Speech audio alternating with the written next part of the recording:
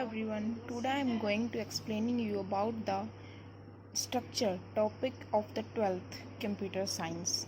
Okay, now first I am going to see you about the syllabus for the April month April. First है review of the topics covered in the class 11th related to C plus plus. जो हमने topics cover किए सी plus plus के बारे में अपनी 11th standard में, उनके बारे में हमें पहले रिव्यू लेना है, उनको लर्न करना है। सी प्लस प्लस है क्या? सी प्लस प्लस एक कोडिंग लैंग्वेज है जिसकी हेल्प से हम अपने प्रोग्राम्स बनाते हैं। कुछ भी कोडिंग करके हम गेम्स वगैरह बनते हैं, एनीथिंग, कुछ भी जो भी चीज़ें बनती हैं हर एक के पीछे कुछ ना कुछ कोई कोडिंग होती है बनाने के लिए। तो वही है सी प्लस प्लस, उसकी हेल्प से ही हम बनाते हैं। तो ये था छोटा सा review of the C plus plus. अब हमारे सिलेबस में क्या है? स्ट्रक्चर। स्ट्रक्चर मतलब जो हमारा डेटा स्ट्रक्चर है वहाँ से निकल के आया है स्ट्रक्चर। अब इसको डिफ़ाइन करेंगे हम अच्छे से, फिर इसके बारे में देखते हैं कि क्या हमें बताना है। Defining a data structure, creating a structure, variable array of structure, passing the structure members to the function. So these are the topics related to the structure we have to study in this class. So now first of all data. Data होता क्या है? जो कुछ भी हम record कर सकते हैं, हमारे पास जो डेटा है, हमारे पास सामान, उसको हम रिकॉर्ड कर सकते हैं, स्टोर करके रख सकते हैं, उसे हम डेटा बोलते हैं। जैसे हमारे किचन में भी हमारे पास कुछ मटेरियल्स चीज़ें होती हैं, हमें पता है कि हमारे किचन में इतना सामान है, इतना नहीं है, जो है हम उसको रिकॉर्ड करके रख सकते हैं, तो वो होता है data. Data can be recorded, और उस रिकॉर्डेड जिसको हम कर सकते हैं उसे तो हम डेटा बोलते हैं। और उसको भी तो हमें रिकॉर्ड करने के लिए एक स्ट्रक्चर चाहिए होगा। जो हमें स्ट्रक्चर चाहिए उसे हम क्या बोलते हैं? Structure called the data structure. Structure called the data structure. Data structure वैसे होता क्या है? पार्टली डेटा स्ट्रक्चर एक कलेक्शन होता है रिलेटेड डेटा आइटम्स का, जो आपस में एक सिमिलर टाइप्स के हों या डिफरेंट टाइप के हों, उनको कलेक्ट करके एक स्ट्रक्चर देना, वो क्या होता है? Data structure. Okay, I will see you the whole definition for the data structure. Data can be recorded in a particular way, that is called the data structure, and anything that can be recorded is called the data. जो कुछ भी record किया जा सकता है उसे data कहते हैं, और रिकॉर्डेड किए हुए को एक पर्टिकुलर वे में अरेंज करना उसे डेटा स्ट्रक्चर कहते हैं। Data structure is a collection of data types, values which are stored and organized in a such way that it allows for the efficient access and modification. Collection of data type. Data type क्या होते हैं? जैसे कि int हो गया, float, कैर। इन, float, कैर, string, ये data types होते हैं जो अलग अलग बाइट्स में मेमोरी में स्पेस अलोकेट करते हैं। जितना उनको स्पेस चाहिए वो अलोकेट करते हैं अपने लिए। तो data type values which are stored, जो कि स्टोर किए जा सकते हैं, ऑर्गेनाइज किए जाते हैं such way that it allows for the efficient access, कि हमें जब उसकी ज़रूरत हो हम उसे ईजिली एक्सेस कर सके, मॉडिफाई कर सके, जो हमें चाहिए वो होता है डेटा स्ट्रक्चर। अब आते हैं डेटा स्ट्रक्चर के टाइप। हमारे पास 2 टाइप्स होते हैं डेटा स्ट्रक्चर के, primitive and non primitive data structure. जो प्रिमिटिव होता है वो सिस्टम डिफाइन होता है, और जो नॉन प्रिमिटिव होता है वो यूज़र डिफाइन डेटा टाइप होता है। सिस्टम डिफाइन मतलब जो पहले से सिस्टम ने डिफाइन कर रखा, हमने हमारा डिफाइन करने में उसका कोई हाथ नहीं, जो पहले से सिस्टम के पास है, उसे प्रिमिटिव डेटा स्ट्रक्चर बोलते हैं। और जो उनमें कौन कौन से होते हैं? बूलन, कैर, हम इसको कैरेक्टर को कैर बोलते हैं, जो कि 1 बाइट का स्पेस लेता है हमारे कंप्यूटर में। फ्लोट, जो कि हमारी डेसिमल वैल्यूज़ होती हैं, लाइक एज 1.7, 3.24, ये होती है हमारी फ्लोट वैल्यूज़। कैरेक्टर होता है सिंगल कैरेक्टर, कोई अल्फ़ाबेट जैसे ABC, और उसमें हम इनको collection of the characters called the string. एक और होता है हमारे पास स्ट्रिंग, जिस होता है कलेक्शन ऑफ कैरेक्टर्स। फिर आता है इंटीजर टाइप। इंटीजर जो सिर्फ न्यूमेरिकल वैल्यूज़ कंटेन करता है, not any decimal, no root, कुछ नहीं, सिर्फ न्यूमेरिकल वैल्यूज़, जैसे कि 4, 16, 20, ये होते हैं हमारे पास इंटीजर। ये होते हैं फ्लोट, ये होते हैं कैरेक्टर। बूलियन वैल्यूज़ ट्रू या फॉल्स, जैसे कि हमने केस देखा कि ये बताओ, जो हमें दे दिया गया 3 इज़ डिविजिबल बाय 2 और नॉट डिविजिबल बाय 2 ये हमें कंडीशन दे दी गई और इसे हमें चेक करना, अगर ये ट्रू है या फॉल्स है। तो वैसे तो ये कंडीशन फॉल्स है तो फॉल्स आई, या फिर अगर ये होता कि 4 इज़ डिविजिबल बाय 2 तो वो हमारी कंडीशन क्या हो जाती, ट्रू। तो ये हमारी स्टेटमेंट इस तरह के आ जाएँ तो वो हमारी बूलियन कंडीशंस कहा जाता है। और ये हमारे प्रिमिटिव डेटा टाइप में आते हैं, सिस्टम डिफाइन होते हैं। और जो नॉन प्रिमिटिव डेटा स्ट्रक्चर होते हैं वो भी हमारे दो तरह से होते हैं, एक लीनियर एक नॉन लीनियर। लीनियर में क्या क्या आ जाते हैं, array, structure, union, stack, Q, link list.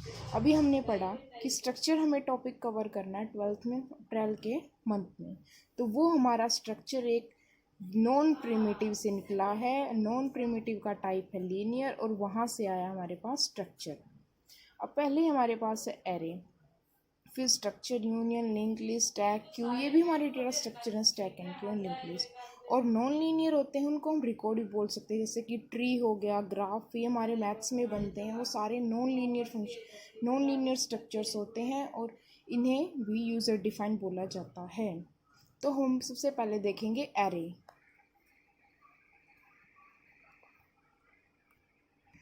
अब हम कर रहे हैं, हमारा टॉपिक है एरे। एरे क्या होता है, जो सिमिलर डेटा टाइप्स की कलेक्शन हो। It is the collection of homogeneous, homogeneous means similar data types. जो सिमिलर डेटा टाइप की कलेक्शन हो उसे हम एरे बोलते हैं। एरे में कुछ भी हमारा जो एक तरह के होंगे, मतलब एक तरह के डेटा टाइप, जैसे कि सारे जो या तो इंट हों या सारे जितने हमने यूज़ किए हैं वेरिएबल, जो भी हमने कुछ यूज़ किया वो सारे या तो इंट हों या फ्लोट हों या कैर हों या स्ट्रिंग हो या सब कुछ बूलन हो। इनमें से कोई सिमिलर डेटा टाइप, एक तरह के डेटा हम ले सकते हैं, उसे ही हम एरे बोलते हैं। दूसरी तरफ है हमारे पास स्ट्रक्चर। स्ट्रक्चर क्या होता है, heterogeneous mixture, heterogeneous mixture of data types. Heterogeneous means different different data types का मिक्सचर कलेक्शन करके हम जो बनाते हैं।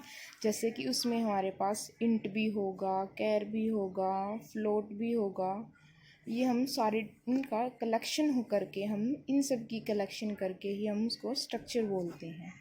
तो एरे के लिए, एरे भी हमारे पास दो तरह का होता है, एक 1 डायमेंशनल और एक 2 डायमेंशनल। 1 डायमेंशनल में जिस सिंगल वेरिएबल यूज़ किया जाता है, 2 डायमेंशनल जिसमें दो वेरिएबल्स यूज़ किए जाते हैं। See here a definition for the array. Array is a collection of homogeneous data types. Similar data types मतलब जो एक जैसे होते हैं उन्हीं को array बोलते हैं। और जो array होता है उसको डिक्लेयर कैसे करते हैं, मतलब उसको लिखा कैसे जाता है। array को लिखने के लिए हम क्या करते हैं, पहले उसका डेटा टाइप लिखेंगे, वो किस डेटा टाइप का है, यानी इंट है तो इंट, वेरिएबल नेम लिखेंगे, फिर उसका साइज़ लिखेंगे। डेटा टाइप मतलब इंट है, अब जैसे इंटीजर है, भैया हमें कंप्यूटर को भी तो बताना पड़ता है उसने कितना स्पेस अलोकेट करना अपनी मेमोरी में, कितनी जगह लेगा, वो कैसे डिफाइन करेंगे हम उसको। तो पहले उसका डेटा टाइप डिफाइन किया इंट, फिर उसका वेरिएबल नेम की, भाई हम जो वेरिएबल यूज़ कर रहे हैं, मार्क्स ले रहे हैं उसके, रोल नंबर ले रहे हैं उसका, जो भी है हमारे पास वो डिक्लेयर करना पड़ता है कि वेरिएबल बताओ भाई। फिर वो मैक्सिमम कितना साइज़ लेगा, कि कितने कितने मार्क्स, कितने तक के, कितने आप 12 बता रहे हो तो बोल रहा 5। तो ये हमारा डिक्लेयर करने का टाइप है कि ऐसे डिक्लेयर कर सकते हैं इस तरीके से हम। फिर हम इसका साइज़ भी तो पता होना चाहिए, एक एरे है जैसे उसका साइज़ निकालना हमें, तो वो क्या करते हैं हम, upper bound minus lower bound, upper bound minus lower bound plus 1। ये अपर बाउंड क्या है, लोअर बाउंड क्या है, और देखिए आप इसको, जैसे कि हमारे पास एक ये एरे है ऐसे, इसमें हमने एलिमेंट्स दे रखे हैं 1 2 3 4 और ये हमारी एरे यहाँ बंद है। ये टॉप एलिमेंट है, मतलब ये सबसे ऊपर वाला है, ये अपर बाउंड है। अपर बाउंड मतलब जो लास्ट में होगा एरे पे, और जो सबसे नीचे होगा लोअर बाउंड, उसको बोलते हैं लोअर बाउंड। अभी हम इसका साइज़ पता लगाना है, और सबसे पहले हम इसका इंडेक्स कहाँ से शुरू करते हैं, एरे का 0 से स्टार्ट होता है, फिर उसके बाद 1 1 प्लस होते चला जाता है। और हमने क्या डिक्लेयर किया, हमारा डेटा टाइप किसका है, इंट। तो इंटीजर कितना स्पेस लेता है, इंट जो स्पेस लेता है मेमोरी में वो 2 बाइट्स का स्पेस लेता है। तो इसलिए हम यहाँ से इसकी मेमोरी लोकेशन अगर शुरू करें तो 0 0 से फिर 0 2 0 4 0 6 0 8, ऐसे मेमोरी में बाई स्पेस लेता जाएगा वो। तो ऐसे ही हम इसने अब इसका इंडेक्स हो गया 0 से स्टार्ट करके और वो n-1 तक होता है। इंडेक्स ऑफ एरे क्या होता है 0 से लेके n-1 तक, 0 to n-1। अब देखिए n-1 मतलब इसमें कितने एलिमेंट है 1 2 3 4 एलिमेंट्स। हमें पता है n कितना हमारे पास यहाँ n इज इक्वल 4। अब वो 0 से स्टार्ट हुआ और हमारा लास्ट एलिमेंट अब कहाँ होगा 4-1 तो 3 इंडेक्स जा रहा ना हमारे पास लास्ट का, तो 3 हो गया। अब हम इसका साइज़ पता करना, अपर बाउंड कहाँ है लास्ट में 4 पे, तो हमने यहाँ क्या लिखा 4 और लोअर बाउंड कितना है 1 माइनस लोअर बाउंड हमारे पास 0 है, 0 से स्टार्ट होती है इंडेक्सिंग, तो 0 और प्लस 1 तो कितना हो गया 4-0 4 plus 1 is equal 5। Last sorry upper bound हमारा 3 है क्योंकि हमने इंडेक्सिंग की थी तो n-1 था तो 3 था हमारे पास, तो अपर बाउंड कितना हुआ 3 minus lower bound 0 plus 1 is equal to the 4। तो साइज ऑफ एरे कितना हो गया 4। अब हम अगर हमें इंडेक्स का नहीं पता तो हम साइज़ का पता हो तो हम उसे इंडेक्स पता लगा सकते हैं, साइज़ पता हो तो इंडेक्स का पता लगा सकते हैं हम ऐसे। अब हमारे पास आता है कि एरे कितने टाइप का होता है। एरे हमारे पास 2 टाइप है, 1 डायमेंशनल 2 डायमेंशनल, जो यूज़ करता सिर्फ सिंगल वेरिएबल को, और ये यूज़ करता है एक्सप्लेन इसको सॉर्टिंग से डिफाइन करेंगे, मतलब इसमें हम वेरिएबल ज़्यादा ले सकते हैं। तो इसलिए देखिए एक बच्चे के मार्क्स स्टोर किए गए हैं, उसने बोला था कि इंट मार्क्स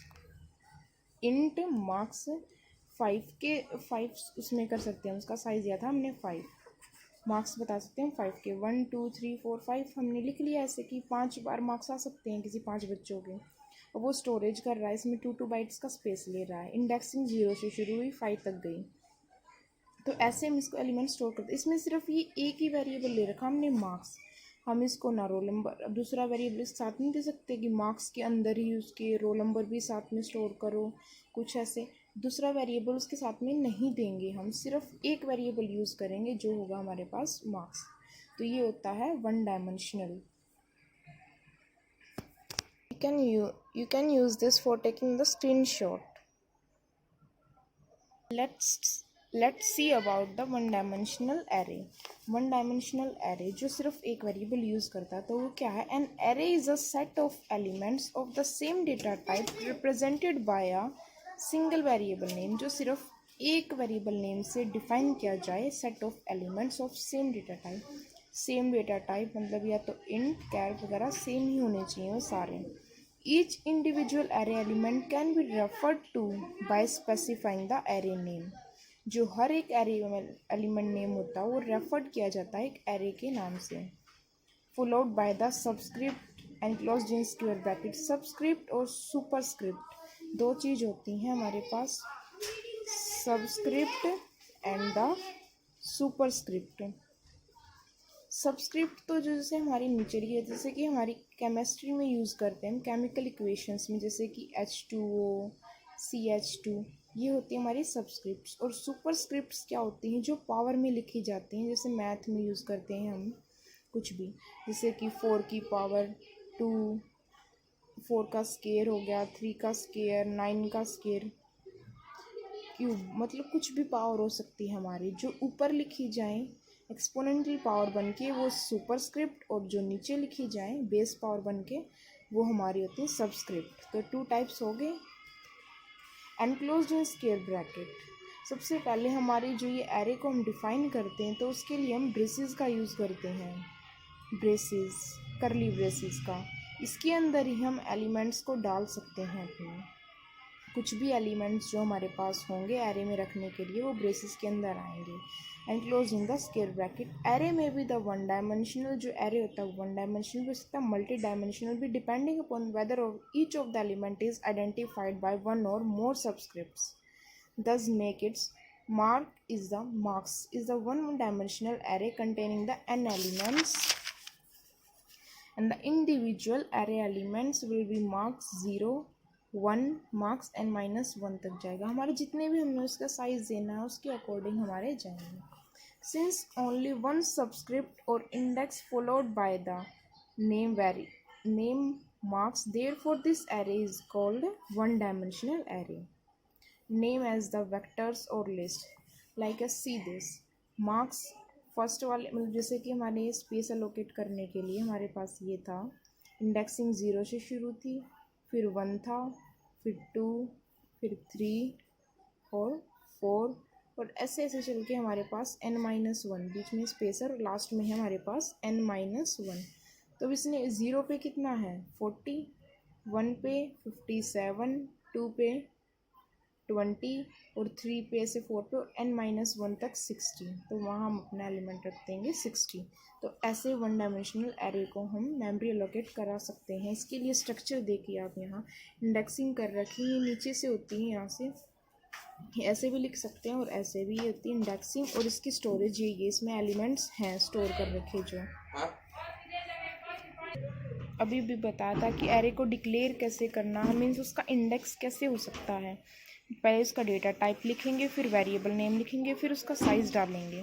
देखिए array store the elements of the same data type, ये कई बार पढ़ चुके हैं। Like any other elements data elements, जैसे कि पहले बताया था एरे डिक्लेरेशन, पहले एरे का डेटा टाइप देंगे हम, फिर उसका वेरिएबल का नेम देंगे जो हमने यूज़ करना, फिर उसका size. Data type indicates the type of values that are going to be stored in the array element. Data type जो मतलब उसकी वैल्यूज़ दे रखी हैं हमने, जितनी हमने उसमें स्टोर करनी है एलिमेंट में, स्पेसिफाई करता है उसके टाइप ऑफ एरे एलिमेंट्स को। Size indicates that the maximum number of the element that can be stored inside the array. Mean जैसे हमने इंट 5 लिया था, इंट मार्क्स 5, जैसे यहाँ ले रखा था ये इंट मार्क्स n-1 तक जाना था, जितना भी हमने ले रखा था, तो उसी हिसाब से हमने उसका साइज़ इंडिकेट कर रखा कि इसमें कितने एलिमेंट आ सकते हैं। 10 का साइज़ दिया है, तो वैसे ही हमारे पास जैसे देखिए फ्लोट दे रखा है इन्होंने a10, जो फ्लोट की वैल्यू है वो 10 वेरिएबल्स इसमें ऑक्यूपाई कर सकते हैं स्पेस, तो फ्लोट a10 मतलब उसमें 10 एलिमेंट आ सकते हैं। रोल 35, तो रोल नंबर जितने भी क्लास के तो 35 तक आ सकते हैं। मार्क्स 35 है, मार्क्स 35 बच्चों के उसमें हम स्टोर कर सकते हैं ईजिली। हमने उसका साइज़ तो डिक्लेयर कर दिया, मतलब हर चीज़ डिक्लेयर कर दी। उसकी इनिशलाइजेशन कैसे होती है एरे की, मतलब उसकी शुरुआत इनिशलाइज करना, मतलब उसको शुरू कैसे करते हैं। एरे इनिशलाइज किया जा सकता है हम जैसे सबसे पहले एरे को डिक्लेयर करने से पहले हमें चीज़ देते हैं कि वो ब्रेसिस के अंदर लिखा जाता है। ब्रेसिस मतलब ये करली brackets that see them clearly, starting and the ending braces. An array can be initialized along with the declaration by placing the elements of the array separated by the commas. बीच में commas लगा होता है, आगे पीछे उनके braces होती हैं। General formula for the initialization of array: data type, variable name, size, list of values. उसके लिए देखिए हम data type हमने दिया जैसे कि int, variable name हो गया marks, साइज़ दे दिया हमने 4 का, इज़ इक्वल जैसे कि हमने मार्क्स दे दिए यहाँ 10, 20, 30, 40 और ब्रेसेस बंद, फिर लास्ट में हम सेमी कोलन देते हैं इसको बंद करने के लिए। तो ये हमारा इनिशियलाइजेशन आसानी से हो गया। इसको देखिए ये सारे डिक्लेयर कर रखे हैं इंडेक्सिंग के हिसाब से n-1 तक। Input and output of the array, कि मतलब हमने कुछ इनपुट देना है, हमने कंप्यूटर से कुछ एंटर कराना है और कुछ पाना है, तो वो होता है input and output of the array.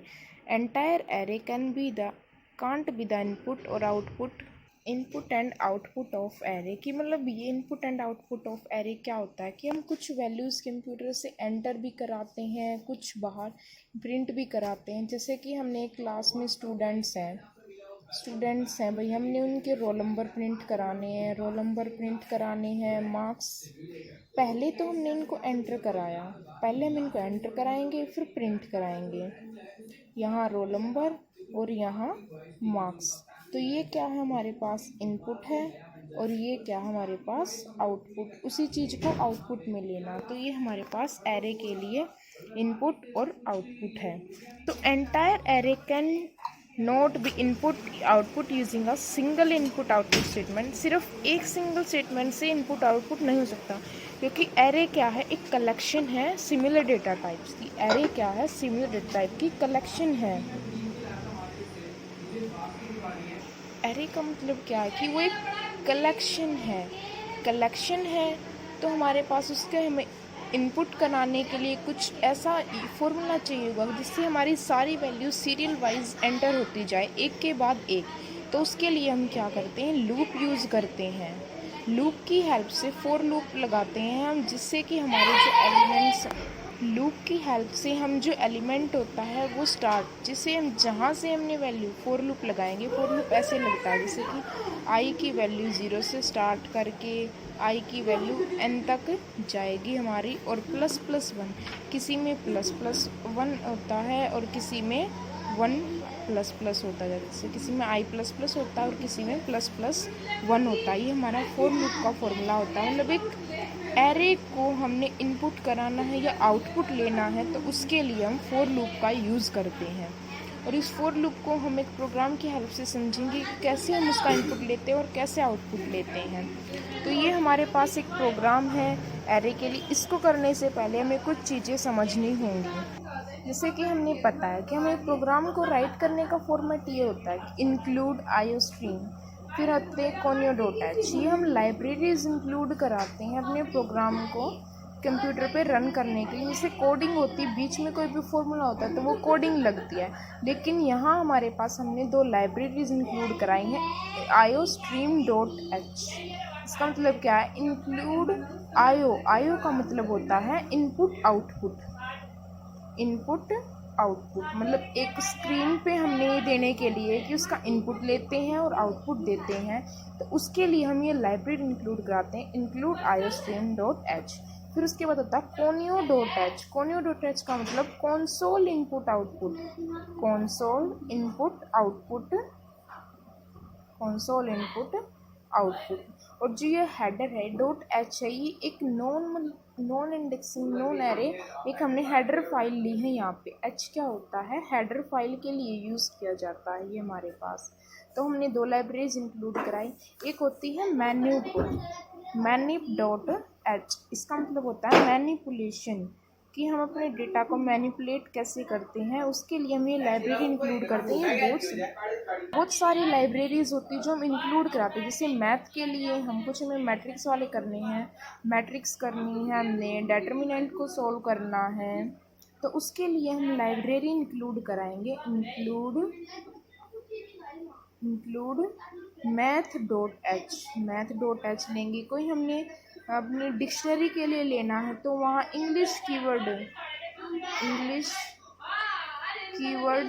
Dot H लेंगे हम यहाँ।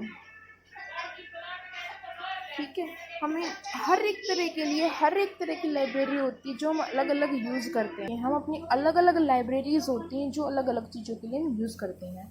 उसके बाद हमारे पास होता है क्लियर स्क्रीन हम क्यों यूज़ करते हैं, क्लियर स्क्रीन की जो हमारे पास जो बैकअप में हमने चीज़ कुछ सर्च कर रखी है, जैसे कि हमारे पास ये स्क्रीन है, मैंने यहाँ अपना आउटपुट लिया कुछ, तो हमारे पास आउटपुट होता है, मतलब इस चीज़ें मिलती हैं। जैसे हमने प्रोग्राम कर रखा था असेंडिंग का, डिसेंडिंग का, OD1 का, कुछ भी हमने प्रोग्राम कर रखा है तो उसके लिए हमारे पास ये पहले से रहेगा। फिर हमने एक नेक्स्ट प्रोग्राम करते हैं, हम यहाँ अपना लार्जेस्ट नंबर निकालना हम वो प्रोग्राम करते हैं। तो उसके लिए भी हमें अपनी स्क्रीन पे स्पेस चाहिए ना, मतलब एक अलग से पहचान हो कि हमने लार्जेस्ट नंबर निकाला है, तो उसके लिए हमें चाहिए कि स्क्रीन पे सिर्फ यही नंबर प्रिंट हो, ना कि ये। तो उसके लिए हमें क्लियर स्क्रीन लेना पड़ता है। क्लियर स्क्रीन बिल्कुल ब्लैंक स्क्रीन के लिए, ब्लैंक स्क्रीन प्रोवाइड करने के लिए हम क्लियर स्क्रीन को यूज़ करते हैं। गेट CH का मतलब क्या होता है कि जो हमने आउटपुट चाहिए है, अपना आउटपुट हमें जैसे मिला, तो आउटपुट मिला इस प्रोग्राम का लार्जेस्ट 3 नंबर का, 3 मिल गया। जैसे कि हमने नंबर दे रखे थे 4, 6, 8, 10, इनमें से लार्जेस्ट कौन सा, 10, तो हमारा आउटपुट हो गया 10। ये आउटपुट निकला, तो इसको हमने अपनी स्क्रीन पे रखने के लिए to get the output on the screen, to get या put output on the screen, output को ऑन स्क्रीन रखने के लिए हम गेट CH का यूज़ करते हैं। और यहाँ से हमारे जब प्रोग्राम कोडिंग शुरू होगी वहाँ से कर्ली शुरू होंगे और लास्ट में ब्रेसेस बंद होंगी। आप इसको यूज़ कर सकते हैं अपने स्क्रीनशॉट के लिए कि आपको नोट डाउन करना है या नहीं करना, तो वो इसके लिए हम ले सकते हैं conio.h। It means console input output header file. This is the library function. एक लाइब्रेरी फंक्शन है जो कि हम यूज़ करते हैं, use for the output and input functions. और जैसा कि मैंने बताया था, h एक नॉन स्टैंडर्ड हेडर फाइल है।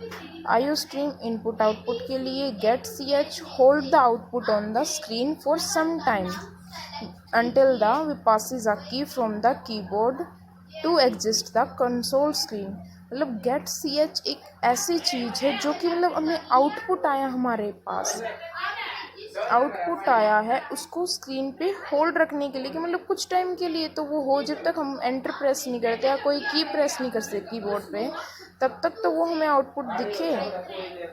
फिर होता हमारे पास clear screen. Clear screen use किया जाता है क्लियर करने के लिए जो पिछला आउटपुट है, प्रीवियस आउटपुट के लिए। अब दो चीज़ें हैं, कोनियो और एक studio.h, stdio। ये तो कंसोल इनपुट आउटपुट है और ये है stdio.h। ये तो C++ में यूज़ होता है और ये हमारा C में यूज़ होता है। C भी एक हमारी लैंग्वेज है, पहले C आया था, ये C++ आया हमने। और जो C++ है वो हमारी किसके द्वारा की गई थी? बजरेन स्ट्राउस्ट्रप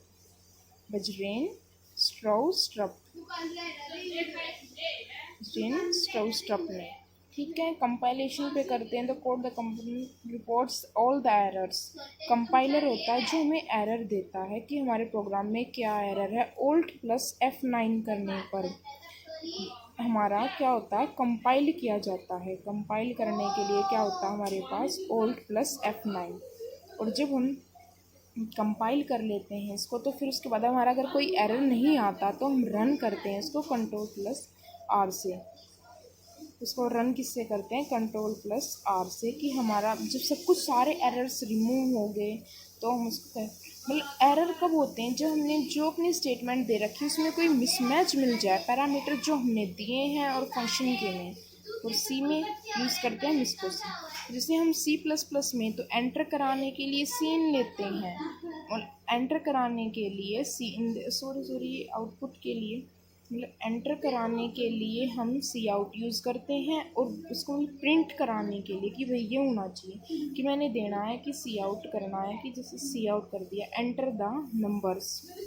इन वो हमारे इन नंबर्स को ले लेगा कि हाँ भाई 1 2 3 n दे दिया हमने, तो ये इन। और उसमें होता है इन को तो बोलते हैं प्रिंटिव और cout को बोलते हैं स्कैनफ।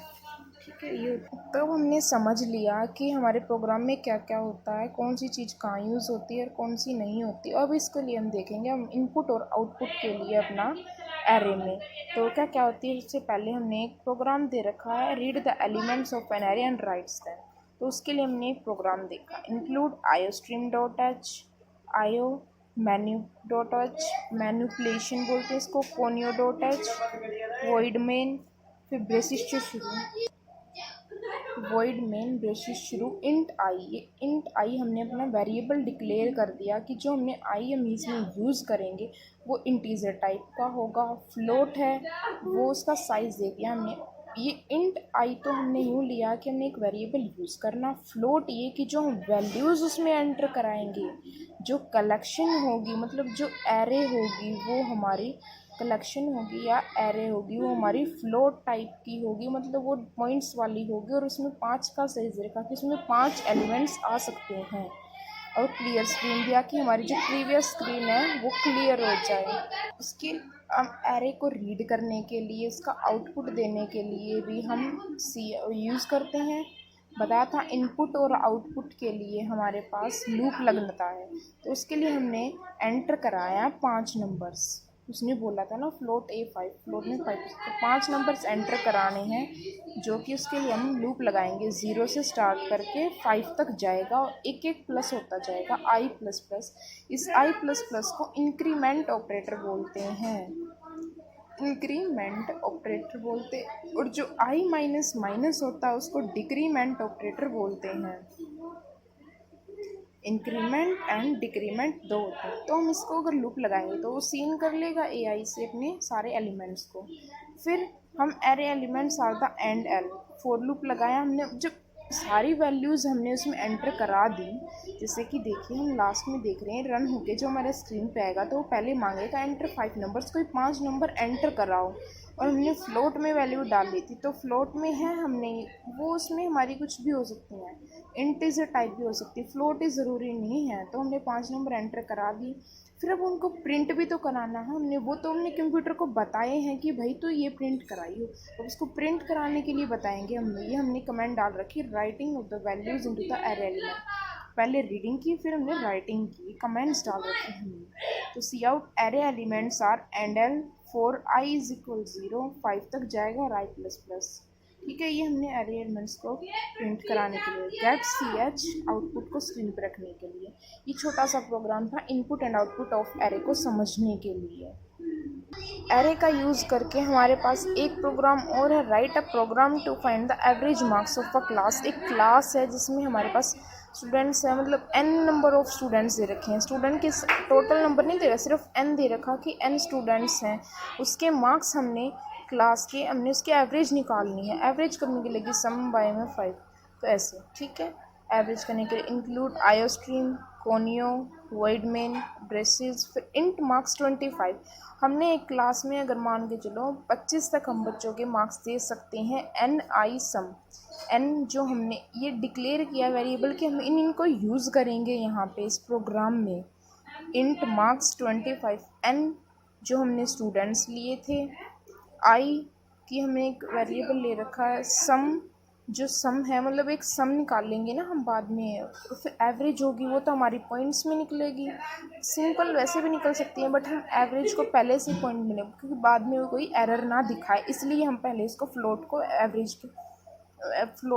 को फ्लोट में डिक्लेयर करा देंगे। Clear screen, cout, enter the number of students कि कितने स्टूडेंट हैं एन, फिर मार्क्स कितनों के एंटर कराने हैं। उसके लिए हम सम इज इक्वल 0 से शुरू करके आई की वैल्यू 1, मतलब 1 रोल नंबर से स्टार्ट करके एन तक जितनों के एंटर कराने हैं उतने, और आई प्लस प्लस।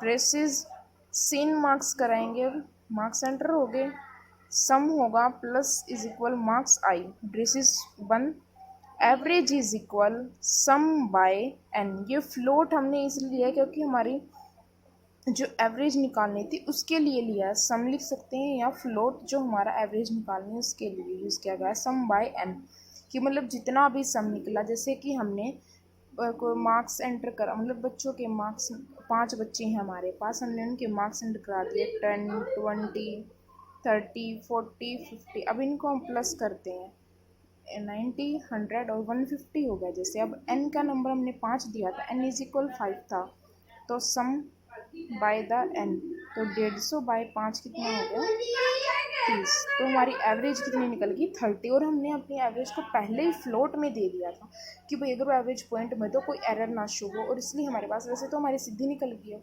इंटीजर में ही निकल गई वो, वहीं भी हम डाल सकते थे सम के साथ, यहीं हम एवरेज डाल सकते थे अपनी। तो ठीक है, ये हमारी एवरेज निकल गई। उसके लिए हम फ़्लो चार्ट, अब एग्ज़ाम में अगर हमें अपने मार्क्स चाहिए हैं तो हम फ़्लो चार्ट अगर बना देंगे तो वो बेटर अंडरस्टैंडिंग होती है एग्जामिनर के लिए भी, हमारे लिए भी, मार्क्स अचीव करने के लिए भी। सबसे पहले हम स्टार्ट करेंगे, रीड करेंगे एन, जितना हमने एन दे रखा उसको प्रोवाइड करा है। यहाँ हमने 5 दिया है, हमने एन की वैल्यू कितनी दी है 5, तो ये हमने रीड किया एन को। फिर सम 0 से इनिशियलाइज, फिर 1 फोर लूप लगाएंगे आई की वैल्यू 1 से लेके एन तक। Read marks, sum is equal sum plus marks, average is equal sum by N, फिर राइट करेंगे उसकी एवरेज और स्टॉप कर देंगे यहाँ तक। ये हमारा छोटा सा प्रोग्राम था एरे को यूज़ करके, देख सकते हैं आप इसको स्क्रीनशॉट के लिए भी। उस प्रोग्राम के साथ ही हमारी 1 डायमेंशनल एरे ख़त्म होती है, अब होती है multi dimensional array. Multi dimensional array क्या होती है, जो यूज़ करती है 2 और मोर वेरिएबल्स को, जैसे कि array can have higher dimensional 2 dimensional arrays are identified by the 2 subscript, जो 2 सबस्क्रिप्ट से डिफाइन की जा सकती है। 3 dimensional array have 3 subscripts and so, जितने मतलब उसमें सबस्क्रिप्ट बढ़ती जाएंगी, वेरिएबल्स इंक्रीज होते जाएंगे, उतनी ज़्यादा वो बढ़ती जाएगी। मतलब मल्टी डायमेंशनल है वो। 2 डायमेंशनल है तो उसमें 2 वेरिएबल होंगे, 3 है तो 3 वेरिएबल्स होंगे, इसके लिए हम अलग अलग देते हैं। मल्टी डायमेंशनल को समझने के लिए हम क्या करेंगे, सॉर्टिंग को देखेंगे। सॉर्टिंग हम नेक्स्ट वीडियो में करते हैं अभी, तो इसके लिए हमने पहले, मैं लास्ट में आपको सबके नोट्स प्रोवाइड करूँगी, इसके लिए आप देख सकते हैं, जिससे ले सकते हैं। ओके।